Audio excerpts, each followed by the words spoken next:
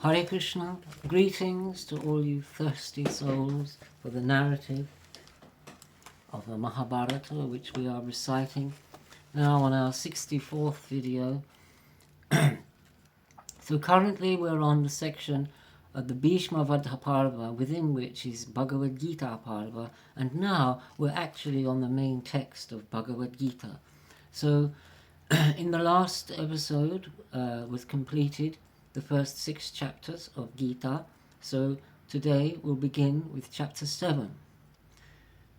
Vandeham Sri Guru Sri Yuta Padakamalam Shri Gurun Vaishnavangscha Shri Rupam Sagrajatam Sahagana Raghunathan Vitangtam Sajivam Sadvaitam Savadhutam Parijana Sahitam Krishna Chaitanya Devam Shri Radha Krishna Padan Sahagana Lalita Sri Visakhan Vitangscha Narayanam Namaskritya Naram Jaiva Narottamam Devi Saraswati Vyasam Tato Jayamudirayet. Om Namo Bhagavate Vasudevaya. So, Bhagavad Gita chapter 7. The Yoga of Knowledge and Wisdom. Argument. In his sweet salutary speech, Lord Krishna, his friend, doth teach of knowledge and of wisdom too, how rarely men the path pursue to salvation, but who are wise, Lord Vasudeva realize. A novel theme is introduced and terms of reference adduced. With this chapter 7 completes. Of these terms the next chapter treats. New themes are raised, wisdom is praised.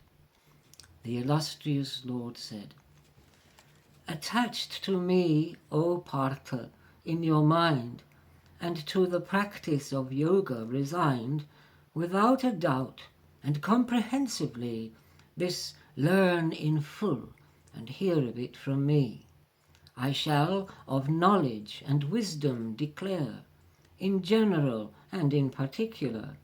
And knowing this, as you may well discern, there is nothing in this further to learn. Of thousands of men, haply may one sincerely strive to attain perfection, but even one who may perfected be, can hardly have a true knowledge of me. The earth, the water, fire, sky and wind, the intellect and ego sense and mind, these are the distinctive elements 8, of which consists my nature separate. These constitute my lower nature, no, my higher nature, mighty armed hero, the very life integral with the whole, subsisting in this world as living soul. From these 2 sources, when combined, there springs the great elements and all living things. From me, indeed, the universe evolves, and into me, by my power, dissolves. There nothing is higher in dignity, O winner of wealth, or greater than me. Upon me all this world is garlanded, as precious gems are strung upon a thread. I am in water taste, O Kunti's son. I am the radiance of moon and sun. In all the Vedas, Pranava I am, sound in the sky, and manliness in man. In earth I am the holy fragrance rare. I am of the fire the heat and glare. I am the life in every entity, and of ascetics strict austerity. O Partha, you should know I am indeed in all beings the perennial seed, the intellect of the wise. Also know the splendor I of who with splendor glow, the puissance of the puissant, void of ire, forsaking all passion and desire. O Bharat's prince, in every entity I am love, not opposed to piety. Indeed, by me all natures are sustained, be they pure mixed or with ignorance stained. They spring from me, and in me they exist, not I in them, since I alone subsist. Infatuated by these gunas three, all this world remains ignorant of me. My supreme state they fail to comprehend, immutable, who the gunas transcend. This nature of three attributes of mine is difficult to o'ercome and divine, but whoso themselves to me dedicate can cross beyond this illusory state. The wicked, the base, and the idiot, and those who are ungodly seek me not. Robbed of knowledge, my power doth delude those who have a demonic attitude. There are 4 types of men who me adore: the pious Arjuna who grace implore, the grief-stricken who knowledge seek or gain, and the wise, Bharat's prince, I thus maintain. The wise, with singular devotion blessed, always attuned, is of all these the best. The wise I deem most dear exceedingly, and they, the wise, are as dear unto me. All these, as pious souls, are to be seen, but the wise, even as myself I ween. For he is steadfast and attuned with me, and proceeds to the highest destiny. When many births in this world he has passed, the wise attain to my shelter at last, sees Vasudeva all and everywhere. Indeed, such a great soul is very rare. But whose wisdom has been lost through desire will to the worship of the gods aspire, with varied rites, observances, and forms, to which their inherent nature conforms. Whichever of the gods a devotee worships with his hopes in conformity, with firm and steadfast faith, yet you should know it is myself who that faith doth bestow. With faith such as this on him bestowed, he seeks the worship of his chosen God. With hopes to worship then himself commits, yet only from me reaps the benefits. Still the fruits gained thus are impermanent by those who are of little discernment, who thus worship the gods diligently, go to gods. My devotees come to me. The unmanifest as manifest seen, the foolish me thus in their folly wean. My supreme state by them cannot be grasped, immutable, peerless, and unsurpassed. For I am not to all alike revealed, by my illusory power concealed. I am to fools thus inconceivable, since I am birthless and immutable. I know, Arjuna, all that there may be, the past, the present, and the future see. All creatures and beings to me are known, but I to all creatures remain unknown. All beings are born to desire and hate, confused, Bharat, in the dualistic state. And in delusion thus all creatures go, through transmigration, scorcher of the foe. But those who have been of their sins absolved, in performance of pious work resolved, free from delusion and duality, with firm and steadfast vow, they worship me. Those who from birth and death would freedom gain, and who to seek refuge in me are fain, such persons are in knowledge of the facts about Brahman, the Adhyatman, and acts. Who knows the Adibhuta principle, Adidaiva, Adiyagya as well, they even in the hour of death attain knowledge of me and communion maintain. Om Tat Sat.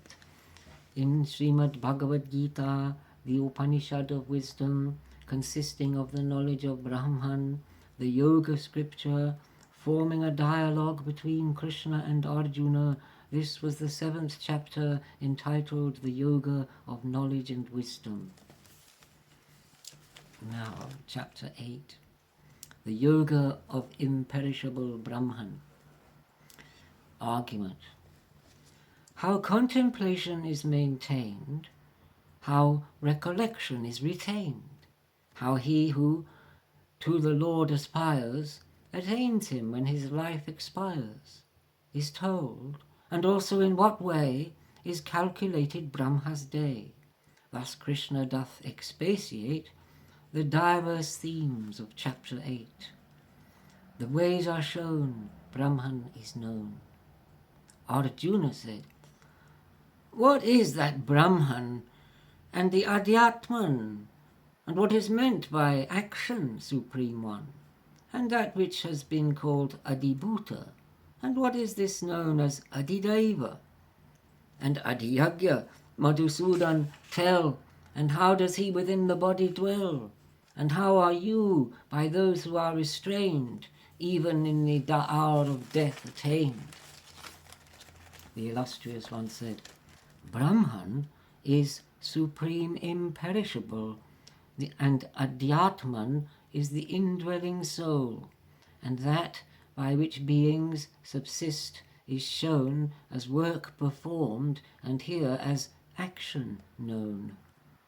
Adibhuta is the perishable, and Adidaiva is the supreme male, and I am within all bodies installed, hence I myself am Adiyagya called, who at the time of death remembers me when he departs his physical body.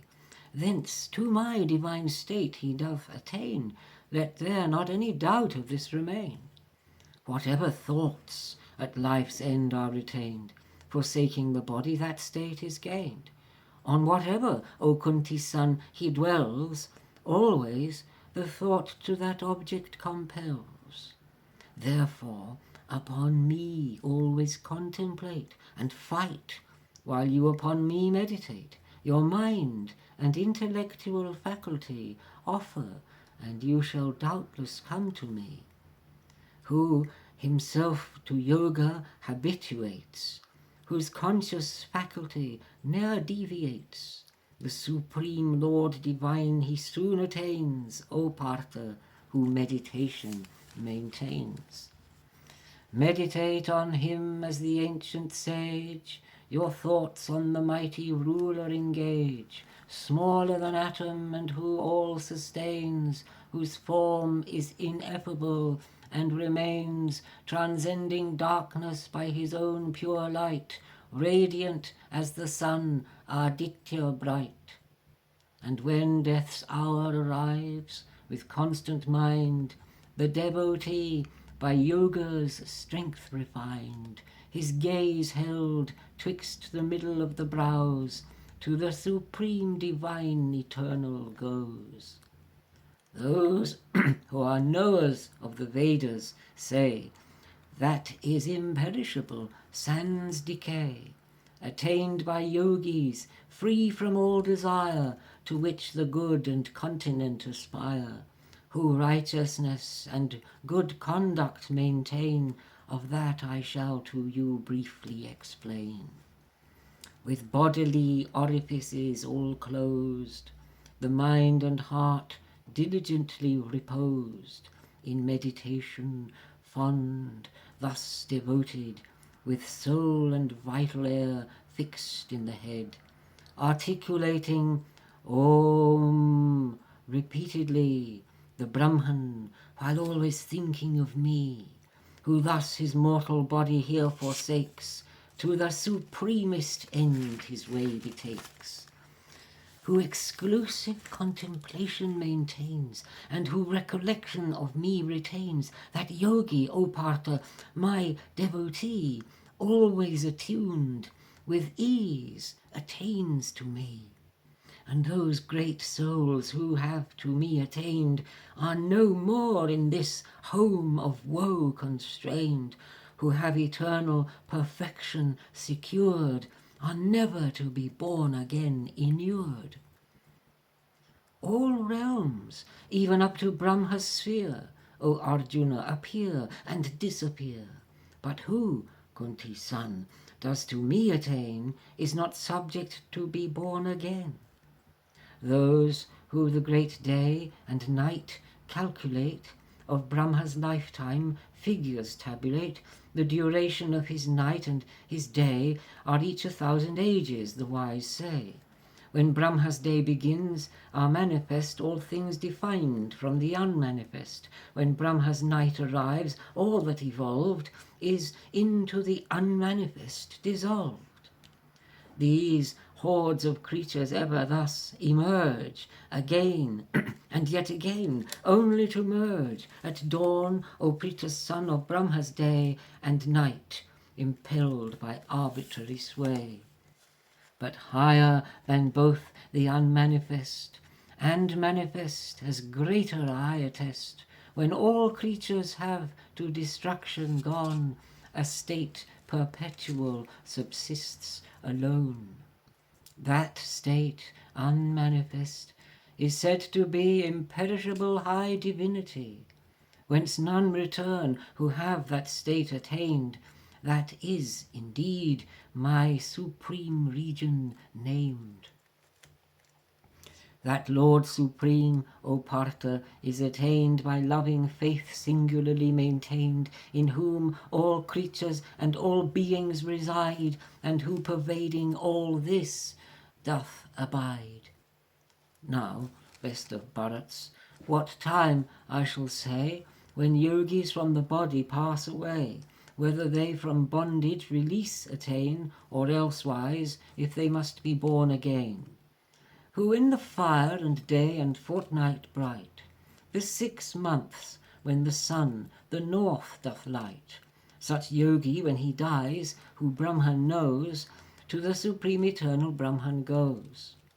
Who in the smoke and night and dark fortnight, the 6 months when the sun the south doth light, the region of the moon is then attained, but is to take birth here again constrained. The Vedas thus this twofold path indite, this one of darkness and that one of light. By the one he is never more compelled, the other is to birth again impelled. O Prita's son, the yogi knowing this is not confused and does not go amiss. Therefore, in all respects and constantly engaged in yoga, O Arjuna, be.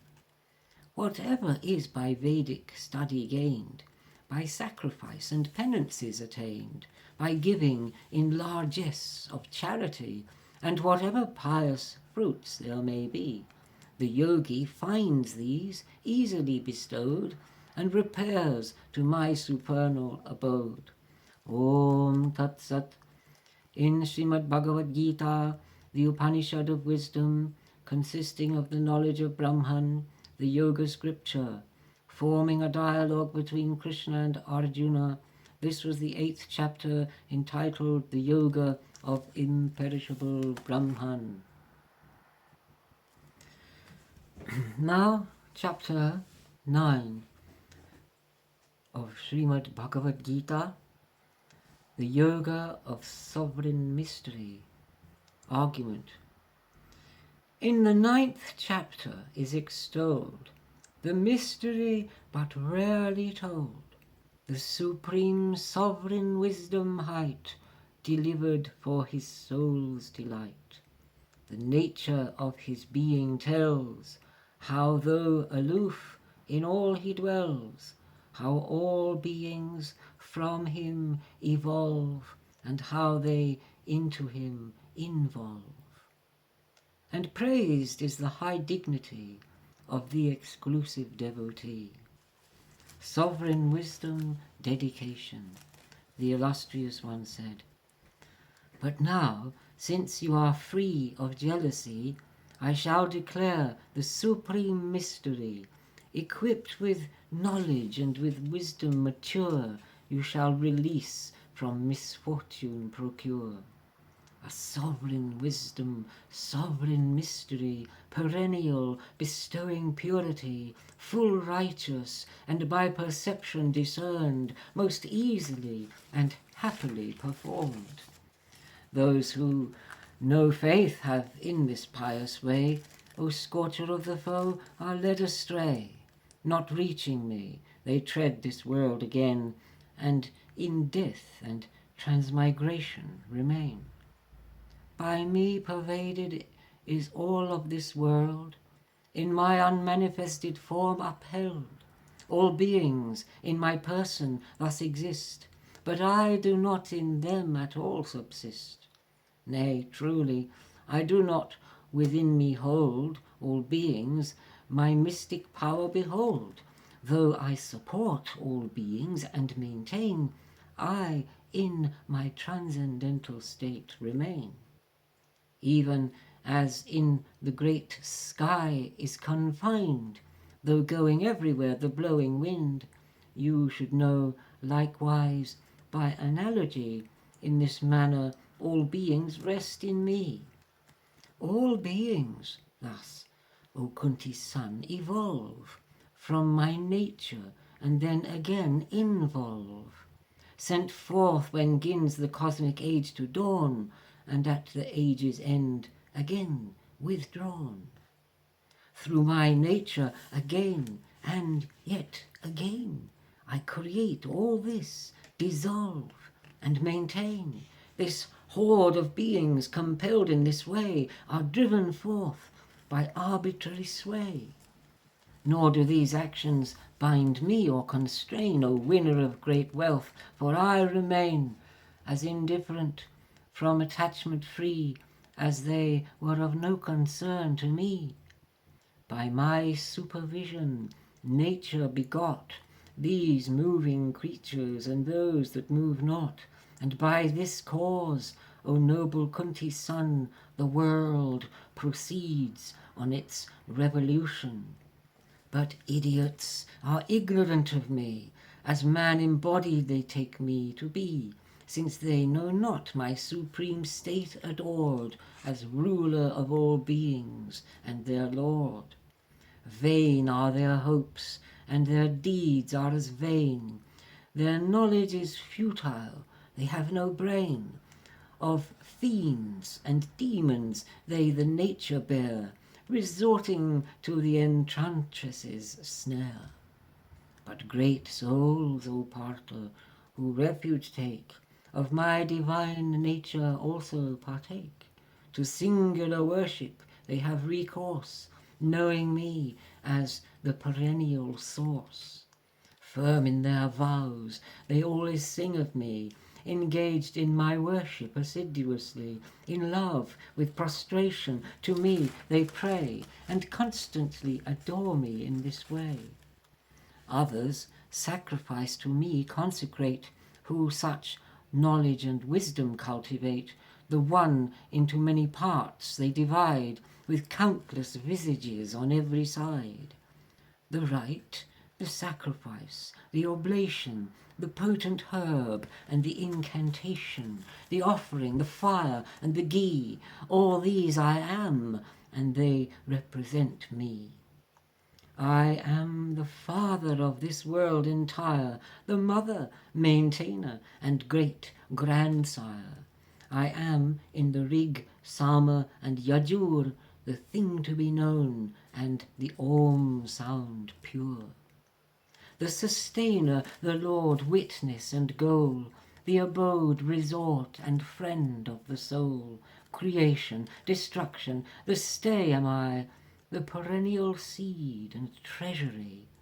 I am the heater, and I am the rain, which I send forth, which I also restrain.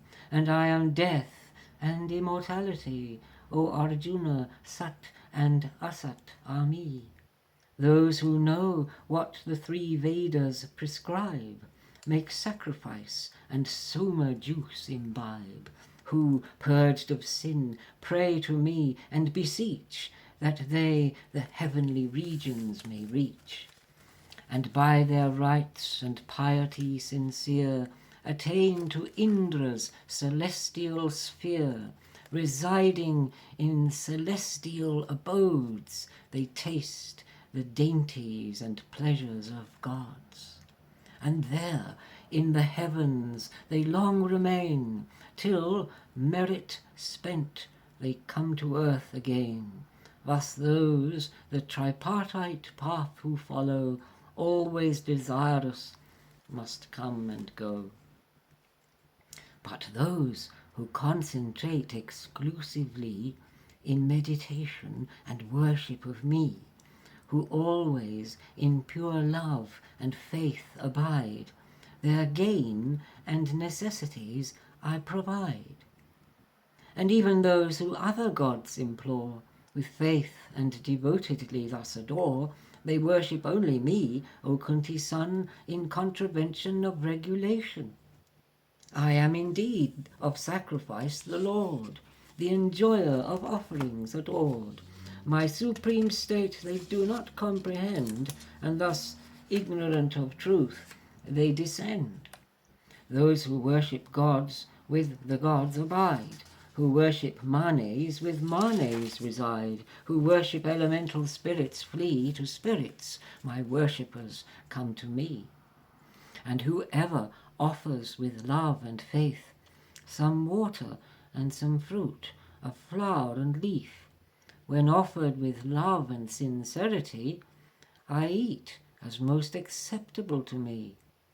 Whate'er you do, or eat, or give away, whatever pious penances you pay, in all respects thus, O son of Kunti, all that should be consecrated to me. Salvation you shall thus attain with ease, from acts or good or ill, and gain release. With renunciation and yoga be attuned and liberated, come to me. All beings I hold in equality. There are none hateful or none dear to me, but whoever worships and serves me well, I dwell in them, and they within me dwell. But even one immersed in vile sins, if he my wholehearted worship begins, sure he a pious man is deemed to be, who has resolved thus deliberately. He soon becomes a righteous man, and goes to everlasting peace and blessed repose.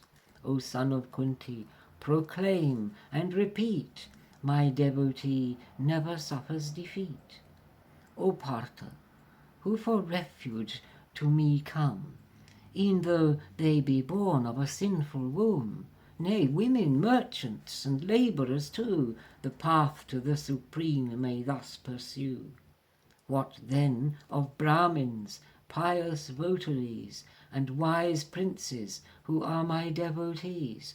While in this fleeting joyless world you stay, you should engage in my worship and pray.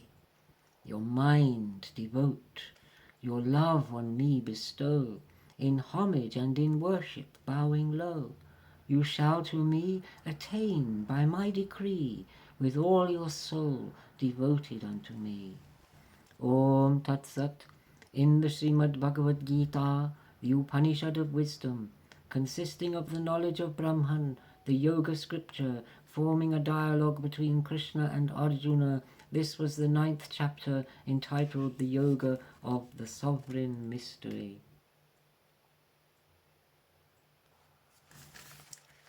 Now, chapter 10. The Yoga of Divine Glory. Argument.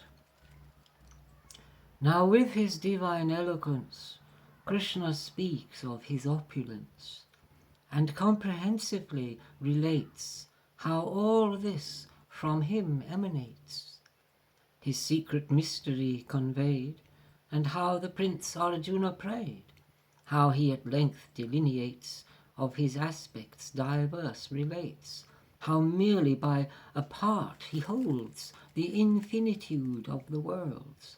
Such are the subjects treated then in Divine Gita's chapter 10. Arjuna prays, Krishna displays. The illustrious one said, "Hearken again to my supernal speech, O mighty armed, this lesson that I teach, which I shall for your good deliver here, since you to me are exceedingly dear. Nor hosts of mighty gods, nor rishis great, my almighty power can estimate.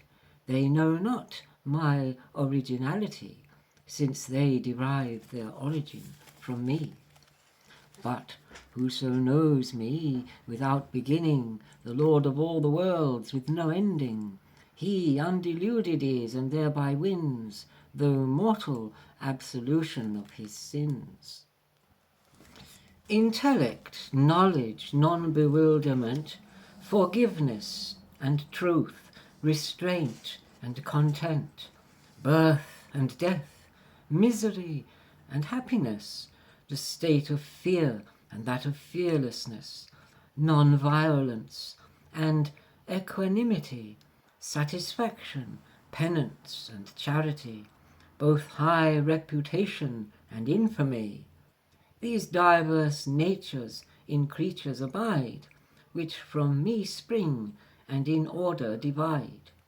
The ancient four, the 7 rishis wise, did from my mind and my nature arise, who in their turn the world did generate, and did with diverse creatures populate.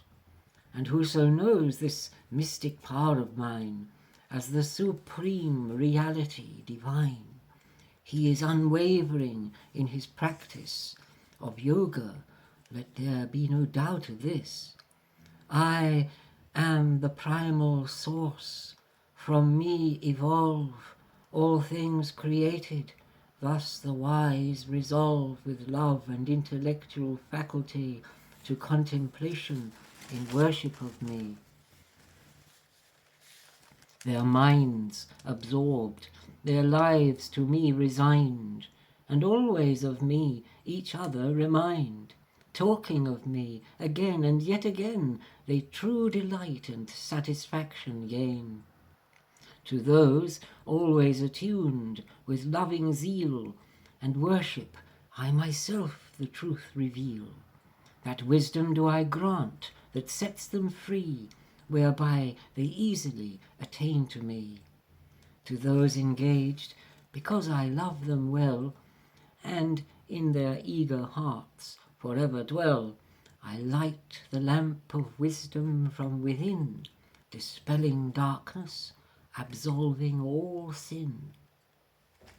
Arjuna said, "Thou art indeed the supreme Brahman, yea, immaculate and the ultimate stay, the primal being, eternal, divine, the birthless God and potent Lord sublime.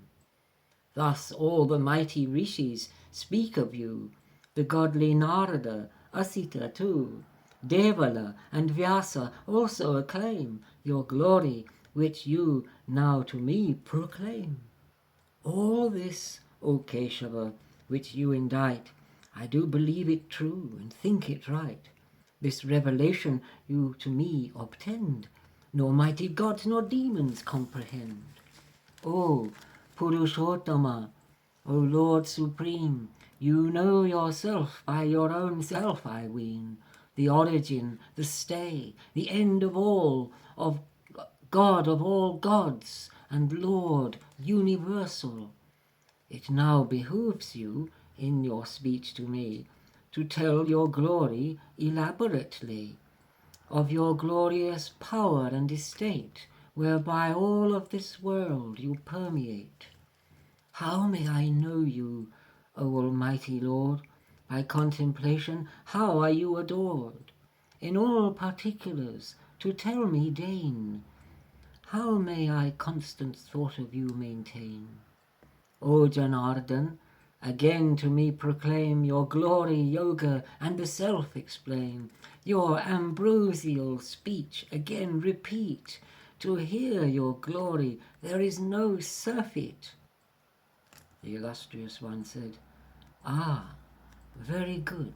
Then I shall iterate, O Kuru's chief, my glories and estate, those conspicuous by their prominence, since there is no end to my opulence. The self I am in all beings enshrined. O you who conquer sleep by strength of mind, I am the origin whence creatures spring, their middle and their terminate ending. Of Adityas I am Vishnu, and I the sun of luminaries in the sky.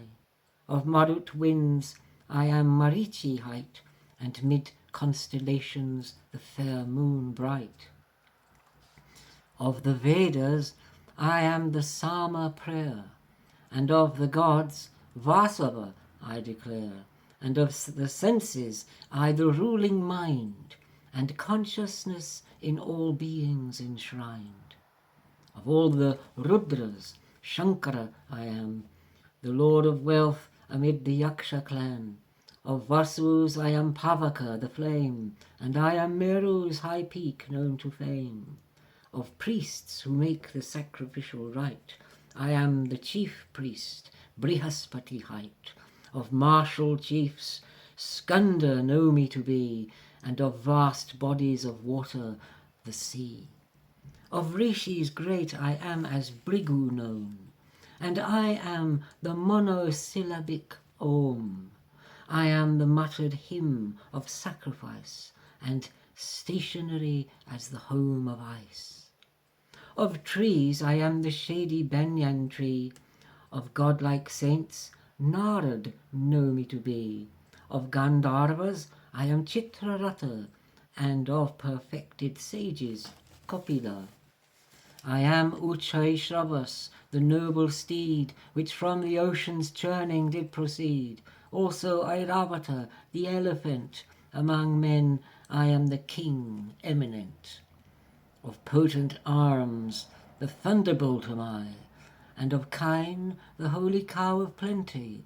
Cupid I am, the world who populates, and Vasuki, the chief of all the snakes. Of hooded cobras I am Ananta, of those who dwell in water Varuna. Of the ancestors Aryama I am, and Yama the disciplinarian. And I am Prahlad in the Daitya line, and of subduing agents I am Time. Of animals I am the Lion King, and Garuda of birds that ply the wing. The wind I am midst those that purify, of armipotent heroes Rama I, of fish the Makara know me to be, and of holy rivers the Jahnavi. I am, Arjuna, of all creation the source, the stay, and the termination. I am self-knowledge of all wise learning, and doctrinal dogma in arguing. Of syllables I am the foremost A, and I the compound words that thoughts convey. I am time which eternally abides, the sustainer with faces on all sides. And I am death which everything consumes, and source from which the creation resumes. Amongst females I, fame, beauty, opulence, memory, resolve, and fine eloquence, steadfastness, good intellect, and patience. Of hymns the great Sama know me to be, and of poetic meters Gayatri. Of months the Margashira, and the spring of seasons which abundant flowers bring. Of deceit I am the gambler's cheat, the potent power of the potentate. I am expedience in victory, the goodness of the good know me to be. I, Vasudeva, am of the Vrishni clan. Of Pandavas, Dhananjaya I am. Me of wise sages, as Vyasa regard. Of poets I am Ushana the bard. Of justice dispensers the rod am I. Of diplomacy I am victory. Of secrets I the vow of silence kept, the wisdom of those in wisdom adept. Of every creature, Arjuna, indeed, I am the source and germinating seed. Aside from me nothing can be begot, of beings that move and those that move not. Endless are my divine attributes, snow and opulence, O scorcher of the foe. All these are but a sample given here. Of my extensive glory I declare. Whatever is of eminent glory, affluence and beauty, all spring from me. All that you should know derives from my might and my splendorous glory infinite. But what more, Arjuna, should I relate, or comprehensively expatiate, since by a fraction of myself I hold and maintain thus all of this wide world? Om Tat Sat. In the Srimad Bhagavad Gita, the Upanishad of wisdom, consisting of the knowledge of Brahman, the Yoga scripture, forming a dialogue between Krishna and Arjuna. This was the 10th chapter, entitled The Yoga of Divine Glory. And now, chapter 11, the vision of the universe form, argument. On his friend's importunity, who fain the truth thus heard would see, Lord Krishna showed his splendid form, which did the universe inform. All gathered into one he saw, with consternation and with awe. How then that form he disassumed, and his gentle aspect resumed. In him subsist the earth and heaven, as shown in this chapter 11. The cosmic form, the world's inform. Arjuna said, this supernal knowledge and mystery of the self you have kindly told to me, and by this truth which you to me convey, all my delusion has gone far away. Thus I have heard how beings fall and rise, in detail, Lord of lotus petal eyes. You have the extent of your power shown, your undecaying glory is now known. O supreme ruler, all that you have told about yourself as right and true I hold. But I your majestical form would see, O best of beings, grant that sight to me. If you consider me able to view this divine manifestation of you, then deign to grant to me, O Yoga's Lord, the sight of your eternal self adored. The illustrious one said, lo and behold, O son of Prita now, and I to you my diverse forms shall show. By hundreds, nay, by thousands you may view, of varied aspect and of varied hue. See now the Adityas, the Vasus too, the Rudras, Maruts, and the Ashwins too, and many diverse wonders that there be, things never seen before, O Bharat, see. See all the universe combined in one, the mobile and immobile creation, within my body you who sleep subdue, and whatever else you fain would view. But you have not the power to behold with your own eyes the mystery unfold. Yet I shall grant to you, nevertheless, divine eyes, my mystery to witness.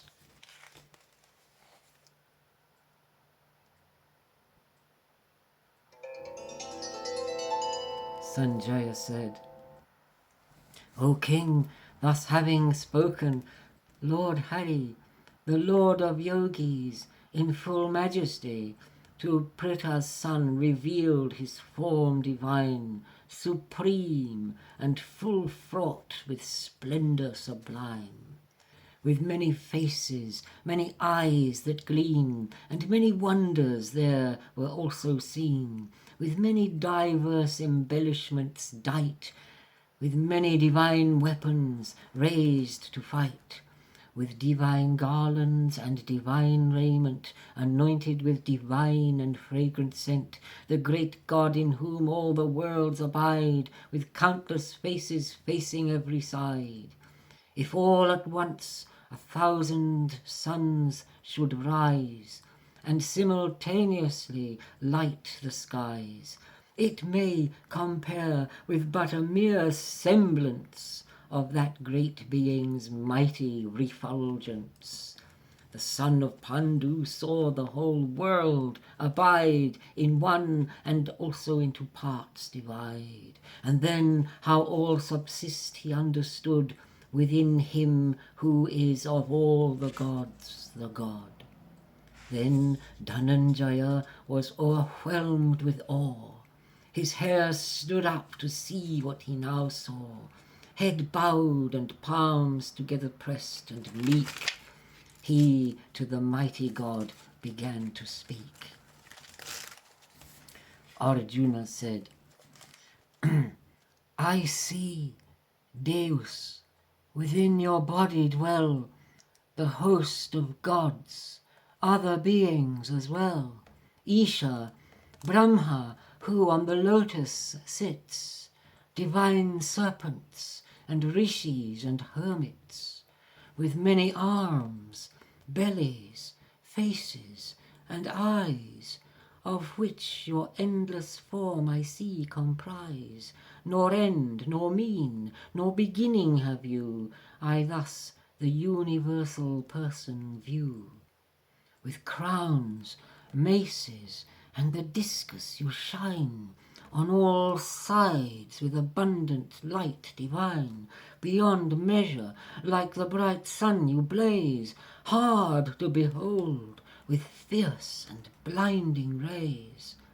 You are ineffable, and to be known in the Vedas, from you the world has grown, guardian of righteousness and the supreme, eternal, imperishable, I ween.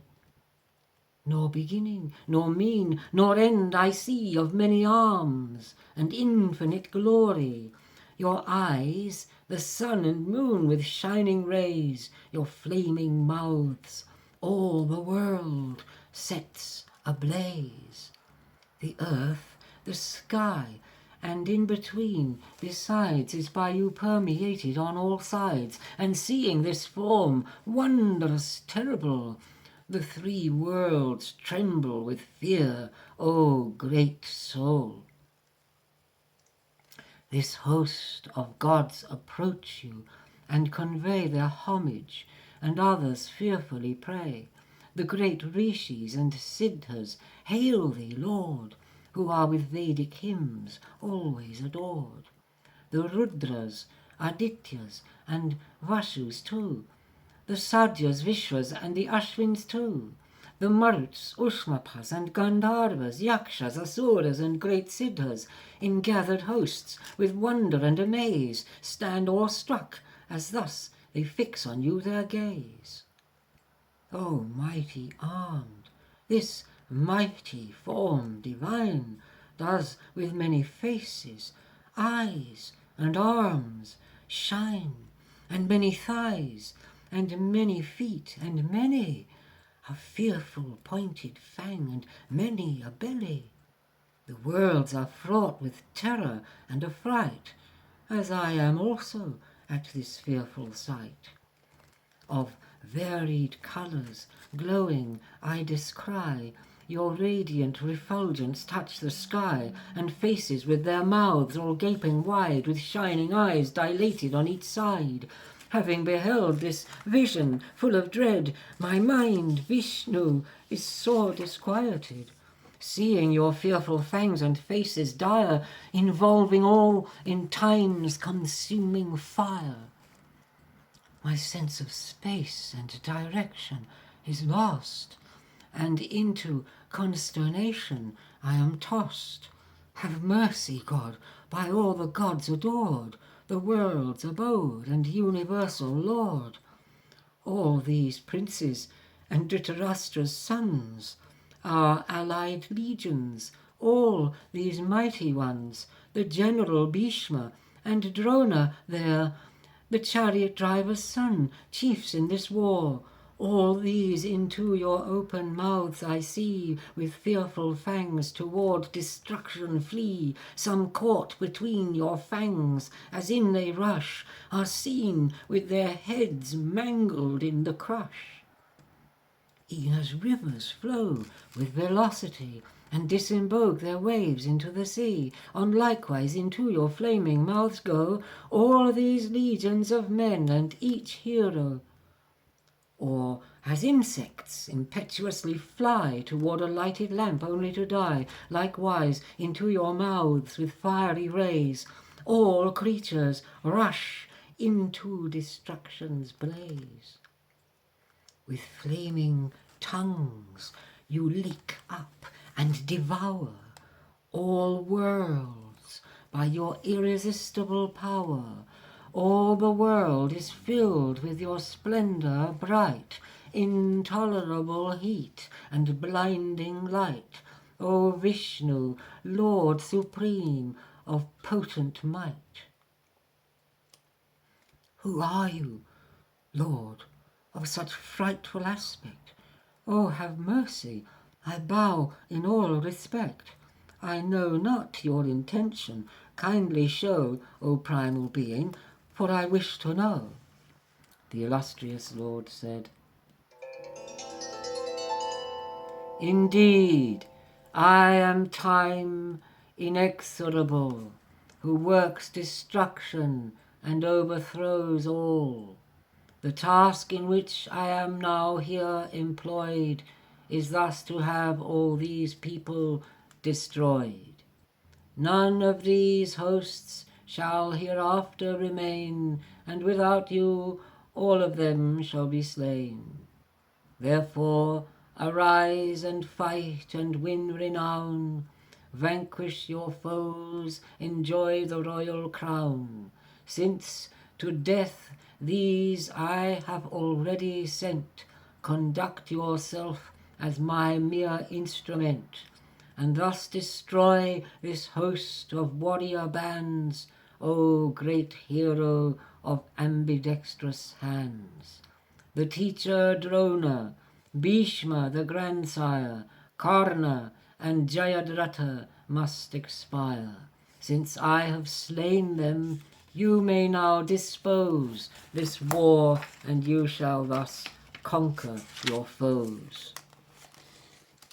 Sanjaya said, Now having heard the speech to him thus made, by Keshava the crowned one was dismayed, tremulous and with palms together pressed, and bowing low to Lord Krishna addressed his words in broken accents and unclear, bowing again and trembling in dread fear. Arjuna said, Rightly the world sings thy glory always, rejoicing, Hrishikesha, in thy praise. The Raksha host, stricken with terror, flee, and perfect beings cry, All hail to thee! Wherefore should they do otherwise, O Lord, thou primal agent, by Brahma adored, endless, and of the gods the supreme God, in whom the world entire has abode. Thou art the imperishable essence, beyond existence and non-existence. Thou art the primal God and ancient one, the source supreme from whence the world begun. The knower thou, the object known, the stay, whose endless forms the universe display. Thou art Vayu, Yama, the moon and fire, Prajapati, Varuna, the grandsire, all hail, All hail 1,000 times to thee! All hail again, thou great divinity! All hail to thee in front, behind as well, from every side and all around, all hail, thou of endless power, the potentate, whereby you cover all and permeate. In my fraternal rashness I offend, accosting you as O Krishna, O friend, O Yadu hero, since I did not know this great glory which thou to me didst show. Whatever by inadvertence was said, in love or jest, reclining on a bed, at meals alone and oft in company, I have, Achyuta, thus dishonoured thee. I pray thee, boundless one, to forgive me. Thou art the Father who the world begot, of all creatures that move and that move not.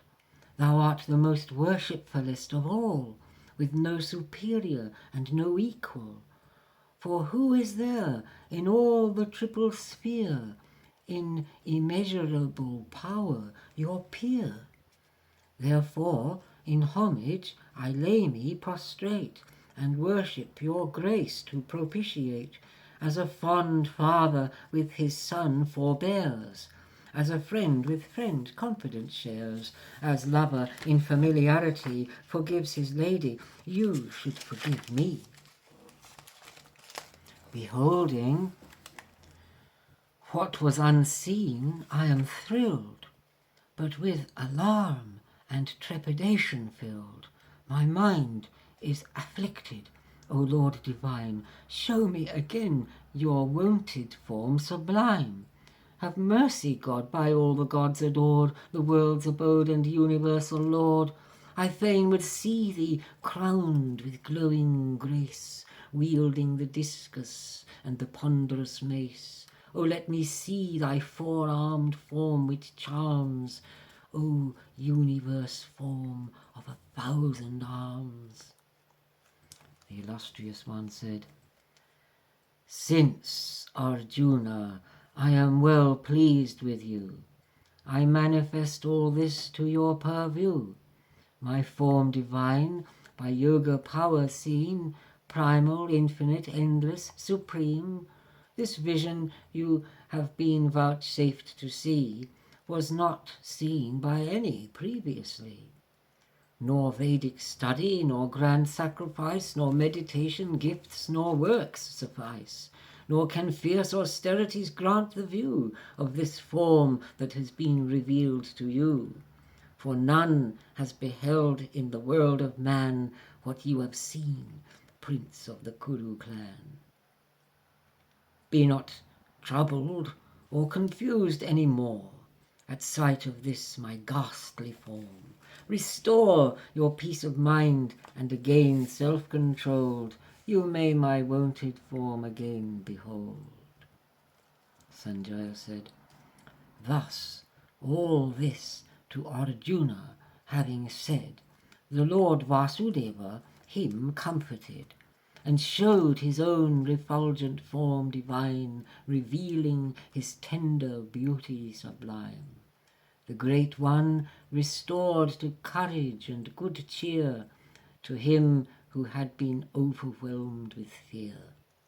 Arjuna said, Beholding this, thy gentle form again, in man's shape, my composure I regain.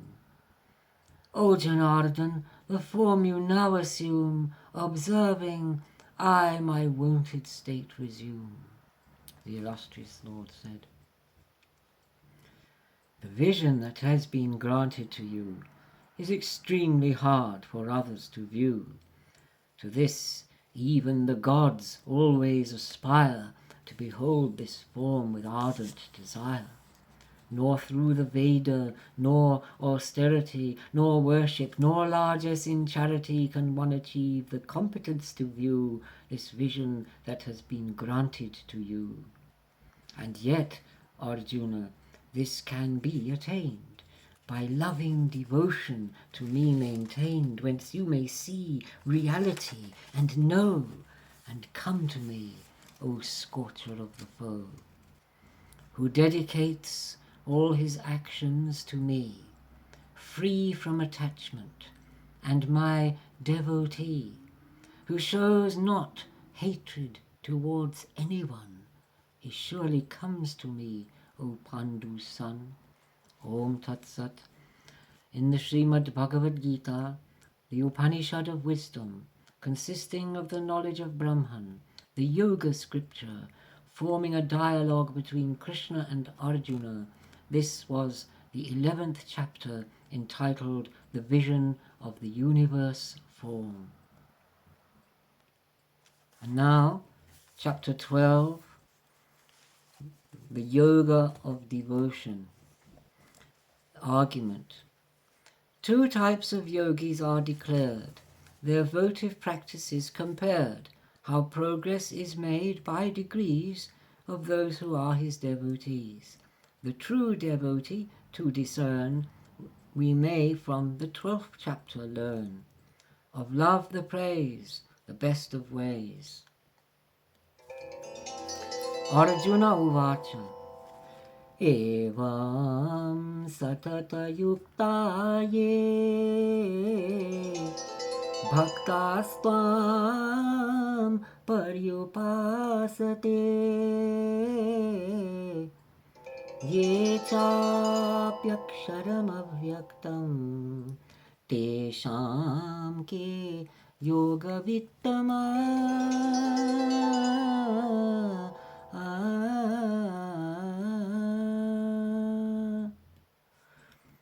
Arjuna said, of those who worship you as devotees, always attuned, who seek your grace to please, and those fixed in the pure unmanifest, of these two yogins, which know yoga best? Shri Bhagavan Uvacha. Maya Veshamano ye mam Nityayukta upasate Shraddhaya parayopeta stimi yukta tamamata.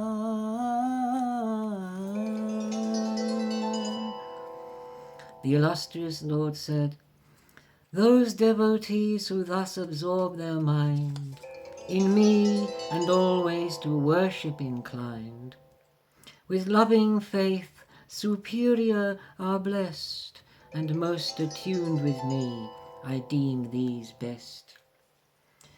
Ye tvaksharama nirdesham avyaktam paryupasate Sarvatra gamachintyam cha kutastham achalam dhruvam sanniyam yendriyagramam sarvatra samabuddhaya te prapnuvanti mameva sarvabhuta hite rata.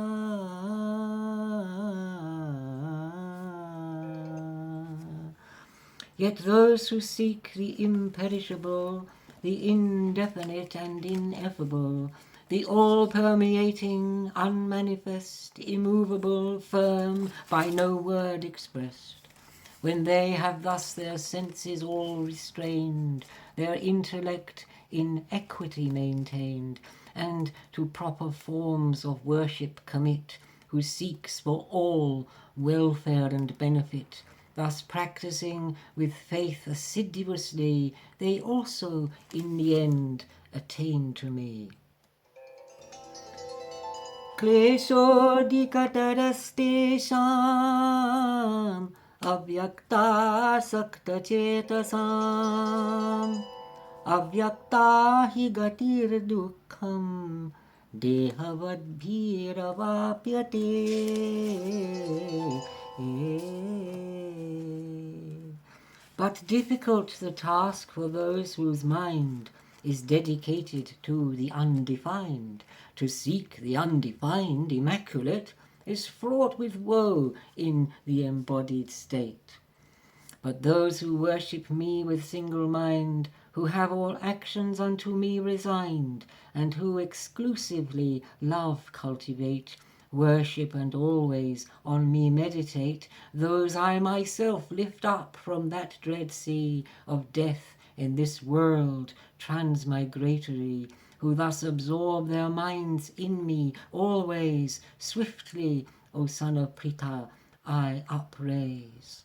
Verily I say, fix your mind on me, apply your intellectual faculty, and thence you shall in me refuge attain. Oh, let no doubt at all of this remain. But if you cannot fix your mind in me, due to your mental incapacity, then, Dhananjaya, practice regulate, desire to attain me cultivate. But even if you cannot practice this, then dedicate yourself to my service, and consecrate to me all actions gain, and you shall supreme perfection attain. And if in this you are not so inclined, then to my yoga practice be resigned, renouncing all the fruit that action brings, and thus self-satisfied in all things. Knowledge is better far than practice, than knowledge meditation better is, than meditation fruits of acts resigned. This resignation thus brings peace of mind. Who has for others not the slightest hate, most amicable and compassionate, sans pride, possessiveness, and tolerant, in happiness or woe, always content. Such yogi, satisfied and always blessed, firm in his conviction and self-possessed, with mind and intellect resigned to me, such an one is my own dear devotee, from whom the people have no fear of harm, who from the people fears no dire alarm, who from joy and woe, fear and anxiety he is free, and is also dear to me, who is impartial, clean and dexterous, indifferent and free from all distress, who all his undertakings doth forswear, he is my devotee, to me most dear, who is not elated, who has no ire, none lamenting, and void of all desire, who does both the good and evil forswear, he is devoted, and to me most dear, who sees alike both friend and enemy,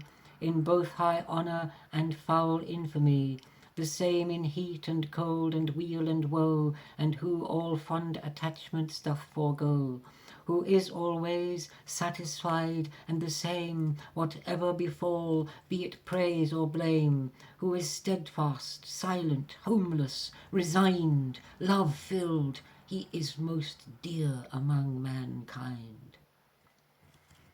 And the last one of this chapter. Ye tu dharmyamritamidam yatoktam paryupasate Shraddhadhana matparama bhaktastetiva me priya. And those who this righteous path thus pursue and worship as I have explained to you, filled with ambrosial faith, my devotee is most exceedingly beloved of me. Om Tat Sat. In Srimad Bhagavad Gita, the Upanishad of wisdom consisting of the knowledge of Brahman, the yoga scripture forming a dialogue between Krishna and Arjuna, this was the 12th chapter entitled The Yoga of Devotion. Hare Krishna.